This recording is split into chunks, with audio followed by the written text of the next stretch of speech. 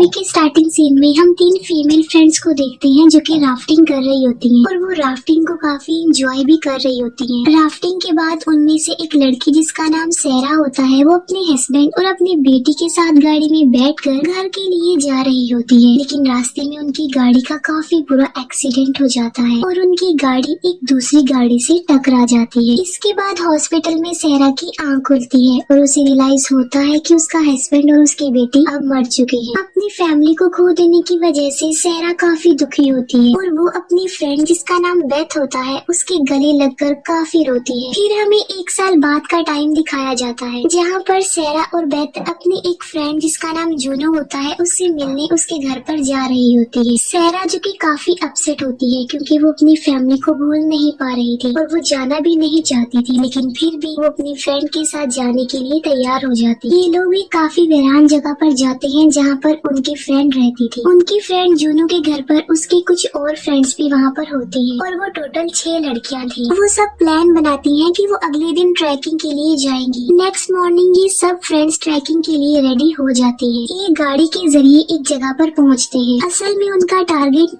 Underground गुफा यानी caves में जाना था, लेकिन वहाँ पर जाने के लिए इन्होंने पैदल चलना था और इसलिए वो उस जगह पर रुकती है और अपनी फ्रेंड्स को यहाँ पर गाइड कर रही थी जूनू जिसके घर पर वो आई थी। जूनू के पास एक ऐसी गाइड बुक होती है जो कि उस जगह के बारे में और उस बुक में उस केव्स के मैप भी थे, लेकिन जूनू उस बुक को अपने साथ ले जाना जरूरी नहीं समझती और उसे कार में ही रख कर अपने फ्रेंड्स के साथ आगे चल पड़ती है। ये सब फ्रेंड्स पैदल चल रही होती है और कुछ दूर चलने के बाद फाइनली ये उस जगह तक पहुँच जाती है जहाँ पर इन्होंने केव में जाना था और फिर एक एक करके ये रस्सी के सहारे नीचे उतर जाती है और ये नीचे से जब ऊपर की तरफ देखती है तो वो सीन काफी प्यारा नजर आ रहा होता है। अब क्योंकि आगे जाने का कोई रास्ता नजर नहीं आ रहा था तो उनमें से एक लड़की पूछती है कि अब हमने कहाँ जाना है। तब जूनू उसे बताती है कि यहाँ से निकलने का सिर्फ एक ही रास्ता है और वो रास्ता है टनल का रास्ता और टनल से गुजरते हुए हम यहाँ से बाहर निकल जाएंगे। और फिर ये 1 बाय 1 टनल के जरिए आगे बढ़ने लगती है। वो आगे बढ़ती रहती है और वो एक ऐसी जगह पर पहुँचती है जहाँ पर काफी बड़े बड़े खंडर होते हैं, लेकिन वहाँ पर भी उन्हें कोई रास्ता नजर नहीं आ रहा होता और तभी इन्हें आगे जाने का एक छोटा सा रास्ता मिलता है। उनमें से एक फ्रेंड जूनू को कहती है कि जैसा हमने गाइड बुक में इस जगह के बारे में पढ़ा है ये तो बिल्कुल भी वैसी नहीं है, बल्कि ये बिल्कुल ही डिफरेंट। जब जूनू कहती है कि मुझे इसीलिए बुक्स और मैप्स पर बिलीफ नहीं है और सबसे इंटरेस्टिंग बात ये है कि यहाँ पर एक्सप्लोर करने के लिए बहुत कुछ है और ये एक एक करके उस केव में ड्रैगिंग करते हुए आगे बढ़ने लगती है। अब बाकी फ्रेंड्स तो आगे बढ़ जाती है, लेकिन सहरा एक केव में फंस जाती है और वो आगे नहीं बढ़ पा रही थी और वो वहाँ पर इतनी बुरी तरह फंस जाती है कि उसे सांस लेने में भी डिफिकल्टी हो रही थी। तब उसकी फ्रेंड बेथ उसे कहती है कि तुम्हें घबराने की बिल्कुल भी जरूरत नहीं है, मैं तुम्हारे पास आ रही हूँ। और तब बेथ सहरा के पास जाती है और उसे इनकरेज करती है और उसे कहती है तुम ऐसा कर सकती हो और वो उसे आगे बढ़ने के लिए कहती है। तब सहरा कहती है कि मेरा रोप बैग पीछे रह गया है। अब जैसे ही सहरा अपना बैग लेने लगती है तो वो पत्थर जो उसके ऊपर होता है वो अपनी जगह से मूव करने लगता है और अगर वो पत्थर सहरा पे गिर गया तो वो यहाँ पर मर सकती है। तब बेथ उसे कहती है कि तुम बैग को छोड़ो और आगे बढ़ो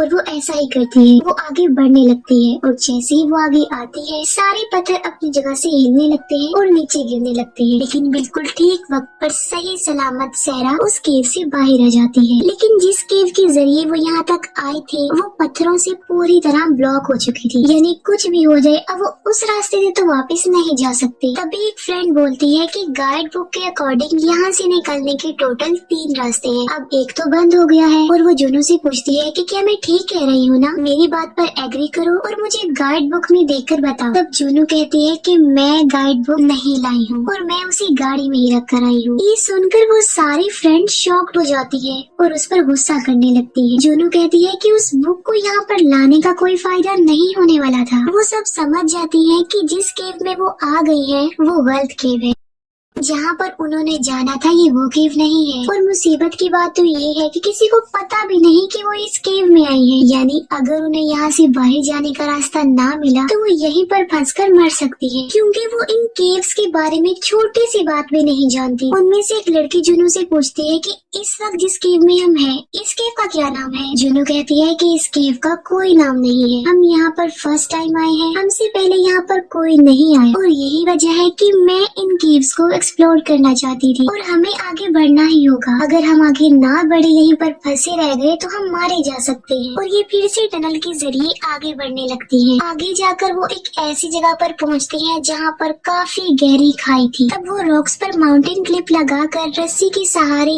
एक एक करके खाई को पार करती है। लेकिन सबसे लास्ट में जब जूनू की बारी आती है तब एक क्लिप पत्थरों से निकल जाता है और रस्सी वहाँ से निकल जाती है। लेकिन फिर भी वो रस्सी के सहारे ऊपर आ जाती है और अपने फ्रेंड्स के पास आ जाती है। उन्हें रॉक्स में से एक क्लिप मिलता है जो इस बात की तरफ इशारा था कि उनसे पहले भी यहाँ पर कोई आ चुका है। और बेथ कहती है कि अगर हमसे पहले यहाँ पर कोई आया है तो हम बिल्कुल ठीक जा रहे हैं और हम यहाँ से बाहर भी निकल जाएंगे। तब दूसरी लड़की कहती है कि अगर कोई इंसान यहाँ पर आकर गया होता तो जरूर इस जगह का कोई ना कोई नाम होता। वो बताती है कि जो माउंटेन क्लिप उन्हें मिला है वो आज के दौर का नहीं है, तकरीबन 10-20 साल पुराना है। और वो फिर से आगे बढ़ने लगती है। आगे जाकर उन्हें एक पहाड़ पर कुछ पिक्चर्स दिखाई देती है और उनमें से एक पिक्चर इस केव की भी थी। और उस केव की पिक्चर में ये दिखाया गया था कि इस जगह पर आने के 2 रास्ते हैं, एक आने का रास्ता है और एक जाने का रास्ता है। अब एक रास्ते से तो वो अंदर आ गए तो एक दूसरा रास्ता भी है जिसके सहारे वो यहाँ से बाहर निकल सकते हैं। अब उन्हें यहाँ से निकलने का कोई क्लू मिलता है तो वो काफी खुश हो जाती है और वो इस होप को लेके आगे बढ़ने लगती है कि यहाँ से बाहर निकलने का रास्ता भी है। कुछ दूर जाने के बाद उन्हें सनलाइट दिखाई जाती है। उनमें से एक लड़की जिसे वहाँ से निकलने की सबसे जल्दी थी और वो सनलाइट की तरफ भागने लगती है। पीछे से जुनो उसे कहती है कि तुम वहाँ पर मत जाओ, वो सनलाइट नहीं है जिसे वो सनलाइट समझ रही है। और उस केव में काफी अंधेरा था। लेकिन इससे पहले कि वो जल्दबाज लड़की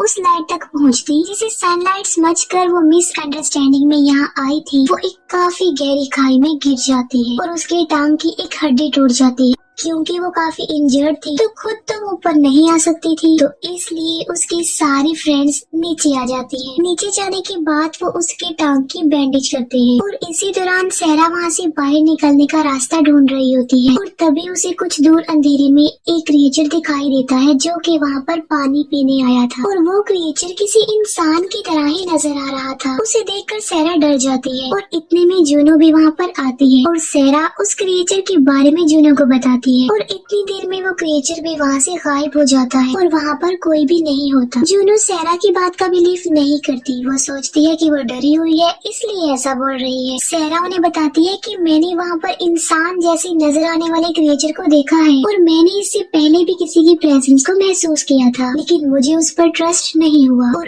अब जबकि मैंने उसे अपनी आंखों से देख लिया है तो मुझे उस पर यकीन आ गया है कि यहाँ पर हमारे अलावा भी कोई है और वो इंसान है। तो अगर वो इंसान है तो हमें उनसे हेल्प लेनी चाहिए। जूनो सहरा को कहती है कि तुम डर की वजह से ये सब कुछ कह रही हो और वो उसकी किसी भी बात का बिलीव नहीं करती। एक फ्रेंड सहरा को कहती है कि हमें जल्द से जल्द यहाँ से बाहर निकलना है, हमारी फ्रेंड इंजर्ड है। और यहाँ से निकलने के लिए वो एक रास्ते के जरिए आगे बढ़ते हैं। एक लड़की कहती है कि उस डायरेक्शन में सनलाइट थी और हमें वहीं पर ही जाना चाहिए। जूनो कहती है कि वो सनलाइट नहीं था बल्कि वो एक ऐसा केमिकल था जो अंधेरे में सूरज की रोशनी की तरह ही चमकता है। और यही वजह थी कि उनकी उस फ्रेंड को भी गलतफहमी हुई थी जो कि अब इंजर्ड हो गई। और ये आगे बढ़ते ही जाती है। बाहर का रास्ता ढूंढने और हवा का रुख देखने के लिए जूनो बार बार लाइटर जलाती है क्योंकि जिस तरफ हवा का रुख होगा वो ही बाहर जाने का एग्जैक्ट रास्ता होगा। एक जगह पर पहुँचने के बाद ये अपने कैमरे का नाइट मोड ऑन कर लेते हैं, ये चेक करने के लिए कि उस जगह पर क्या है क्योंकि वहाँ पर काफी अंधेरा था। नाइट मोड में कैमरा की स्क्रीन पर उन्हें जानवरों की बहुत सारी हड्डियाँ वहाँ पर पड़ी हुई मिलती हैं। ये देखकर वो काफी डर जाते हैं और जूनो एक बार फिर से लाइटर जलाती है, लेकिन अब हवा कोई भी रुख नहीं बता रही थी जिससे उनका डर और ज्यादा बढ़ जाता है। तब सहरा पैनिक कर जाती है और वो हेल्प के लिए चिल्लाने लगती है और फिर वही इंसान की तरह नजर आने वाला क्रिएचर इनके पीछे आकर खड़ा हो जाता है। और जब ये सब उसे देखती है तो बुरी तरह से डर जाती है और वो क्रिएचर ऊपर की तरफ भागते हुए अचानक से गायब हो जाता है। और ये सब देखते ही रह जाती हैं कि वो क्या था और कहाँ चला गया है, वो भी अचानक से। सहरा कहती है कि मैंने तुम्हें कहा था ना कि मैंने कुछ देखा है। इस पर एक फ्रेंड कहती है कि वो इंसान की तरह नजर आने वाला नहीं है बल्कि वो कोई और ही क्रिएचर है। अब उन्हें नहीं पता होता कि नेक्स्ट उन्होंने क्या करना है, कौन सा रास्ता है और वो कौन सा क्रिएचर है। और तभी अचानक से किसी के ड्राउनिंग जंगली आवाजें आने लगती है। वो सब डर जाती है और एक दूसरे रास्ते की तरफ भागने लगती है। उन्होंने एक फ्लेयर जलाई होती है और सारा उसे बुझाने के लिए कहती है और वो उसे बुझा देती है और तभी वो क्रिएचर उन पर अटैक कर देता है और उनकी वो फ्रेंड जो कि इंजर्ड थी उसे जान से मार डालता है और वो उसे अपने साथ ले जाने लगता है। लेकिन जुनू उसे अपनी फ्रेंड को नहीं ले जाने देती और वो उस क्रिएचर को मार डालती है। तब जुनू ऐसा फील करती है कि उसके पीछे कोई क्रिएचर आ रहा है और वो पीछे की तरफ अटैक कर देती है। लेकिन पीछे कोई और नहीं बल्कि उसकी फ्रेंड बेथ थी जो कि अब काफी इंजर्ड हो गई थी। लेकिन फिर भी जुनू पता नहीं क्यों उसकी हेल्प नहीं करती। दूसरी तरफ सहरा जो कि भाग रही होती है तो अचानक से वो गिर जाती है और बेहोश हो जाती है और जब सहरा की आंख खुलती है तब उसके आसपास वही क्रिएचर होती है। लेकिन वो सहरा को देख नहीं पा रही थी क्योंकि वो ब्लाइंड थी। अब क्योंकि वो ब्लाइंड थे तो उन्हें लाइट और साउंड ही अट्रैक्ट करती थी। सहरा इन क्रिएचर्स को अपने कैमरा की नाइट मोड में देख रही थी। अब ना तो वो सहरा को देख पा रही थी ना फील कर पा रही थी, लेकिन सहरा उनको अपने सामने बहुत करीब से देख रही थी। दो फ्रेंड्स खुद को सेव करने के लिए रॉक्स के ऊपर छुपी होती है और तभी वहाँ पर वो क्रिएचर आ जाता है। लेकिन उस क्रिएचर को वो नजर नहीं आती क्योंकि ना तो उनके पास कोई लाइट थी और ना ही वो कोई साउंड पैदा कर रही थी और इसीलिए वो क्रिएचर उनके पास से गुजरता हुआ आगे बढ़ जाता है। लेकिन तभी एक फ्रेंड की वॉच का अलार्म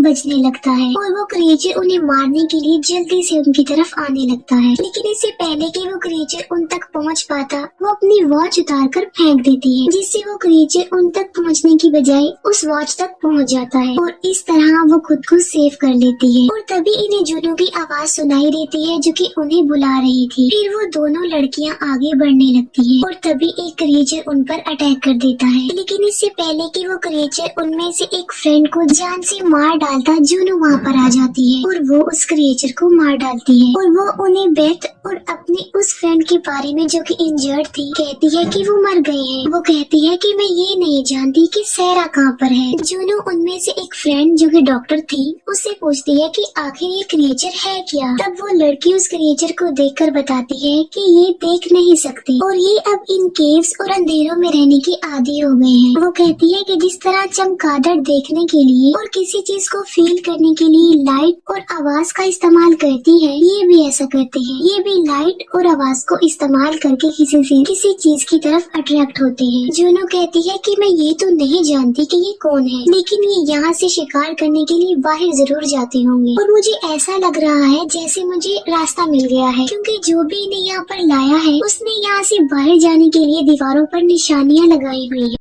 जुनू ऐसा इसलिए कह रही थी क्योंकि उसने एक वॉल पर एरो का निशान देख लिया था। वो दोनों जुनू को कहती है कि हमें यहाँ से बाहर निकलना चाहिए। तब जुनू ने कहती है कि मैं सारा को लिए बगैर कहीं नहीं जाऊंगी। दूसरी तरफ हम सहरा को देखते हैं जिसने हाथ में एक फायर लाइट पकड़ी होती है और जब वो थोड़ा आगे आती है तब उसे वहाँ पर बेथ मिलती है जो कि काफी ज्यादा इंजर्ड थी। बेथ सारा को बताती है कि मेरा ऐसा हाल जुनू ने किया है और वो मुझे मरने के लिए यहाँ पर छोड़ गई है तो तुम भी उस पर बिलीव मत करना। तब सहरा उसे कहती है कि मैं तुम्हें यहाँ पर छोड़कर नहीं जाऊंगी और वो बेथ का हाथ खींचती है। तब उसके हाथ में एक ब्रेसलेट आ जाता है। बेथ सारा को बताती है कि ये ब्रेसलेट जुनू का है जो उसे तुम्हारे हस्बैंड ने दिया था। ये सुनकर सहरा काफी अपसेट हो जाती है क्योंकि उसे पता चल चुका था कि उसके हस्बैंड और उसकी बेस्ट फ्रेंड जुनू ने उसे धोखा दिया है। वो उस लॉकेट को साफ करती है और उस पर लव ईच डे लिखा होता है और सारा का हस्बैंड और जुनू दोनों रिलेशनशिप में थे और इस बारे में सहरा को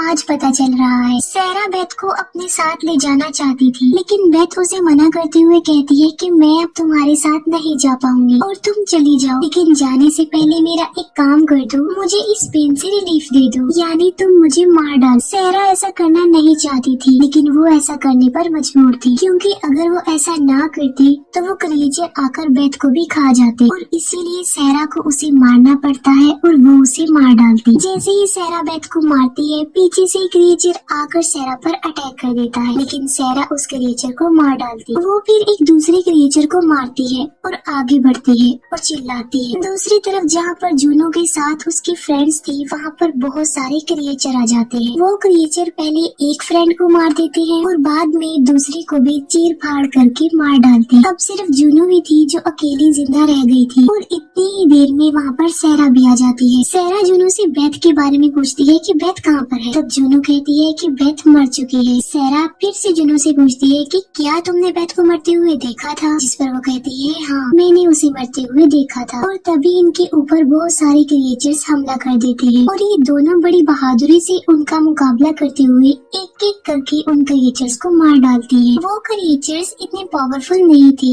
इसलिए वो मारे गए। सब क्रिएचर्स को मार लेने के बाद सेरा के हाथ में वो हथियार होता है जिससे उसने उन क्रिएचर्स को मारा था और साथ ही उसके हाथ में वो ब्रेसलेट भी होता है जो वो जुनू को दिखाती है। जुनू सेरा के हाथ में वो ब्रेसलेट देखकर काफी हैरान रह जाती है कि ये इसके पास कहाँ से आया। और तब फिर से क्रिएचर्स की आवाजें आने लगती है और तब सेरा उसी हथियार से जुनू पर स्टैब करके उसे इंजर्ड कर देती और वहाँ से चली जाती। और जब वो थोड़ा आगे जाती है तब उसे जुनू के चिल्लाने की आवाजें सुनाई देती है और वो फौरन समझ जाती है कि उन क्रिएचर्स ने जुनू को मार डाला है। सेरा ऊपर चढ़ने की कोशिश करती है लेकिन उसका हाथ स्लिप हो जाता है और वो नीचे गिरकर बेहोश हो जाती है। लेकिन थोड़ी देर के बाद वो होश में आ जाती है और उस पर सनलाइट पड़ती है और वो उस सनलाइट की तरफ बढ़ने लगती है और इस खतरनाक किस्म की केव से बाहर आ जाती है। बाहर उसकी गाड़ी भी होती है और वो अपनी गाड़ी को लेकर उस जगह से निकल जाती है। रास्ते में वो एक जगह पर रुकती है और उसे वॉमिटिंग होती है और जब वो वापस गाड़ी के अंदर आकर देखती है तब उसके साथ जुनू बैठी थी जिसे देखकर वो चिल्लाती है। असल में जो उसने देखा था वो उसके साथ हेल्यूसिनेशन था और असल में सेरा